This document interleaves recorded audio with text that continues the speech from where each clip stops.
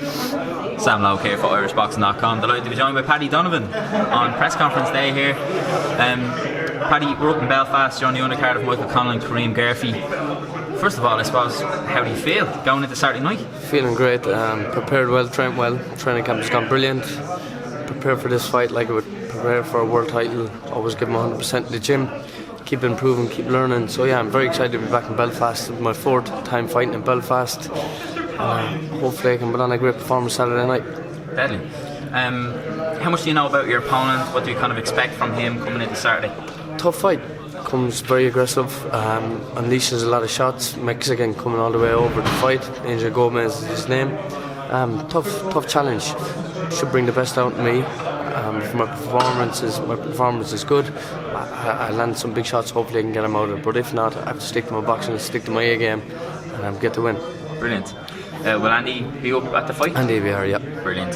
How has training been going? Have you been working a lot with Andy down, well, I suppose, in Dublin or in Limerick? Yeah, Limerick and Dublin, Limerick, both up and down. We're working a lot with my dad, and then the weekends up with Andy, private, and then up and down. We've been up and down all the time, but we've been working. That's interesting to me. How constant is your training with Andy? It seems like you're working kind of probably more with your dad and then getting some kind of extra sessions with Andy and maybe some guidance with Andy. Yeah. But if Andy's your trainer, and excuse me now, I'm just asking questions. If Andy's your trainer, would it not be something that you look for to try and get him in for every session that you're specifically only working with him, with maybe your dad kind of more of a background role? Yeah, it should be that way. We're trying to work on things to get him that way. 2023 should we have bigger plans. Hopefully we can connect better in training wise, and I can get a place beside Andy. We can continue our training full time up there in Dublin.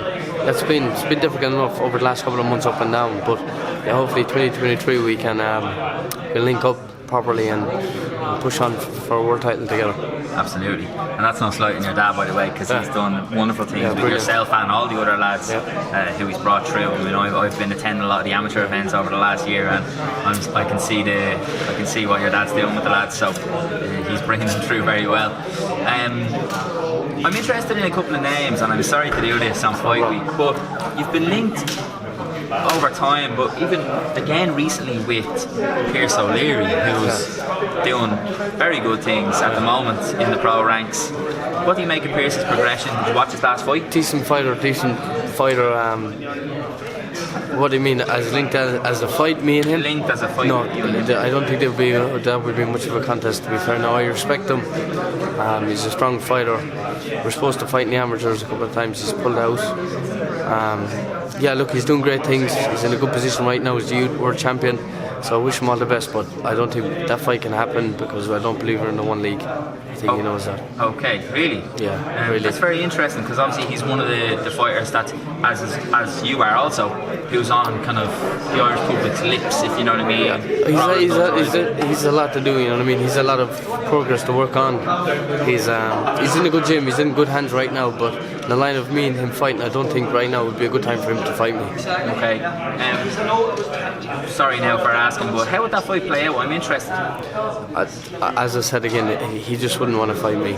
Okay. Definitely not. Fair enough.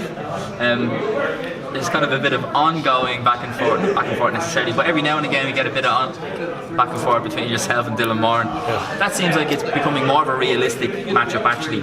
Is that something that you're looking to target in the new year? As I said, he's like a nail in your shoe, you know. He's prodding away, and he's been on social media a lot. Wanting to fight maybe, hopefully. So yeah, we're going to try to make that happen next year. He goes by the nickname of the real lead, so do I. So why not make it happen? There's a big fan base from. He's a big fan base from Waterford. I've got it from Limerick, all over Ireland. So everyone wants to fight. So why not? Why not? We try to make it happen in Limerick maybe as a main event, because it's big enough to sell out itself. If not, maybe the Katie Taylor undercard or Mike Conlan undercard in March. Some big venues for this fight. It's going to be a massive fight if it can happen. He's good following, and yeah, let's hope. Let's see. Does he really want to fight? We'll get him a contract sent over in January, and let's see. Can we make it happen? Yeah, well, I think we all hope that fight can get made. Last one I want to ask you about is someone who you're quite closely linked to is Tyson Fury. We know you've been in his camps, you've been around him a lot. He fought kind of 2 weekends ago now against Derek Chisora. First of all, what did you make of the fight? Look, it's a good performance from Tyson. When you're up against someone that doesn't offer you much, sometimes you just do enough to win the fight. So Tyson just probably went through the motion, just got the job done, you know. There wasn't much of a contest in the fight. It was just a one-way traffic the whole way through. One guy taking a hell of a beating, and one guy unleashing shots. So yeah, he got the stoppage in the end. Deservedly got the stoppage. It's the better opponent. You see the better fury. As you see with Wilder and Disco, he can up his game when he wants up. But I've seen him in sparring. I've never seen a better fighter. He's the best I've seen, best heavyweight I've seen. Can do crazy things. Underdog, southpaw, long distance, short distance, inside body work. Oh, he's just a tremendous fighter. So bigger the opponent, better the name. Tyson rises to the occasion. Definitely, like he always does. Very, very last one. I haven't seen the list in a while, the pound for pound list, but Tyson Fury seems to be left off it a lot of the time. It doesn't really matter. What do you think? Why do you think that may be, regardless of, say, if he cares about a pound for pound list or if you care about a pound for pound list? But you know, if that's supposed to be the consensus, best 10 boxers in the whole world, why is Tyson Fury's name not on the list? Let me think. Why? Favoritism for other fighters, maybe. You've seen the way he was in England for many years, but Joshua, he was always classed as the second best fighter until he had to prove himself to become the champion. When he became the champion, they still downgraded him. But yeah, look, I don't think Tyson will pass much heat and things like that. No. He concentrates what he has to do in the ring, and that's been the best heavyweight on the planet and one of the best that's ever lived. So if the pound for pound doesn't see that right now,